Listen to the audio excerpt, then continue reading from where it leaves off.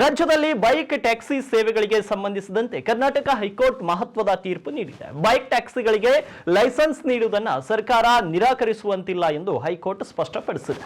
Bike taxi ಅಗ್ರಿಗೇಟರ್ಗಳು ಅನುಮತಿ ಕೋರಿ ಅರ್ಜಿ ಸಲ್ಲಿಸಿದರೆ ಆ ಅರ್ಜಿಗಳನ್ನು ಪರಿಗಣಿಸಿ ಪರವಾನಗಿ ನೀಡಬೇಕು ಅಂತ ಕೋರ್ಟ್ ಸರ್ಕಾರಕ್ಕೆ ನಿರ್ದೇಶನವನ್ನ ನೀಡಿದೆ. ಬೈಕ್ ಟ್ಯಾಕ್ಸಿ ಸಂಸ್ಥೆಗಳು ಸಲ್ಲಿಸಿದ ಮೇಲ್ಮನವಿಯನ್ನ ನ್ಯಾಯಾಲಯವು ಪುರಸ್ಕರಿಸಿದೆ. ಮುಖ್ಯ ನ್ಯಾಯಮೂರ್ತಿ ವಿಭು ಬಕ್ರೋ ಹಾಗೂ ನ್ಯಾಯಮೂರ್ತಿ ಸಿಎಂ ಜೋಶಿ ಅವರನ್ನ ಒಳಗೊಂಡ ವಿಭಾಗೀಯ ಪೀಠ ಈ ಆದೇಶವನ್ನು ಹೊರಡಿಸಿದೆ. ಬೈಕ್ ಟ್ಯಾಕ್ಸಿ ಸೇವೆಗಳು ಸಾರ್ವಜನಿಕರ ಸಾರಿಗೆ ವ್ಯವಸ್ಥೆಯ ಒಂದು ಭಾಗವಾಗಿದ್ದು ಕಾನೂನು ಚೌಕಟ್ಟಿನೊಳಗೆ ಅವುಗಳನ್ನು ನಿರ್ಬಂಧಿಸುವಂತಿಲ್ಲ ಅಂತ ಪೀಠ ಅಭಿಪ್ರಾಯವನ್ನು ವ್ಯಕ್ತಪಡಿಸಿದೆ.